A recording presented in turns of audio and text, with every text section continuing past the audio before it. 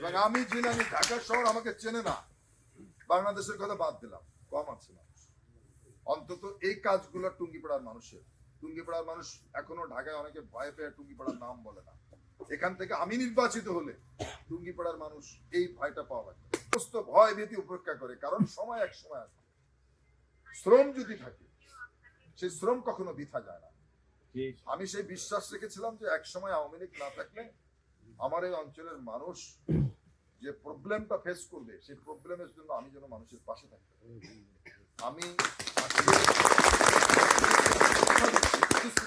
আমি যদি এখান থেকে নির্বাচিত হতে পারি আপনাদের ভোটের মাধ্যমে, ঢাকা শহরে টুঙ্গিপাড়ার মানুষ যদি শার্টের বোতাম খুলেও হাঁটে বলার কেউ নেই।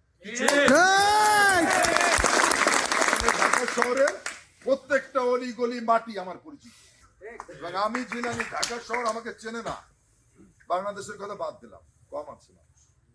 অন্তত এই কাজগুলো টুঙ্গিপাড়ার মানুষের। টুঙ্গিপাড়ার মানুষ এখনো ঢাকায় অনেকে ভয় পেয়ে টুঙ্গিপাড়ার নাম বলে না।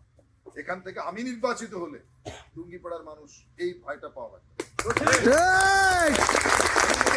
আমি নির্বাচিত হলে টুঙ্গিপাড়ার মানুষ কোনো কিছু থেকে বঞ্চিত হবে না।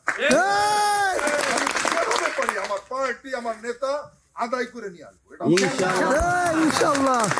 এবং অন্য যে আরো 63টি জেলা আছে তার থেকে টুঙ্গিপাড়ার মানুষের কোন অংশ অধিকার কম ইনশাআল্লাহ।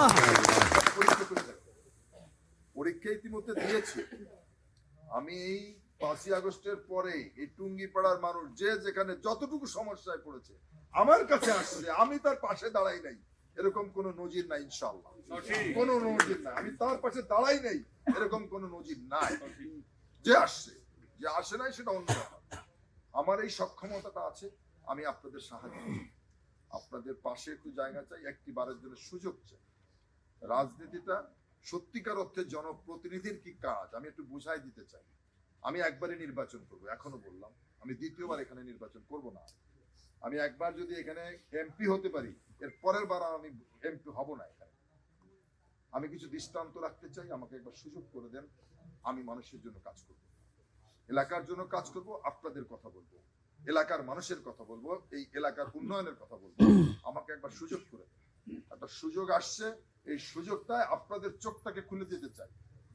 পরবর্তীতে যারা আসবে তারা যেন আপনাদের কাছে না এসে যেন জিততে না পারে।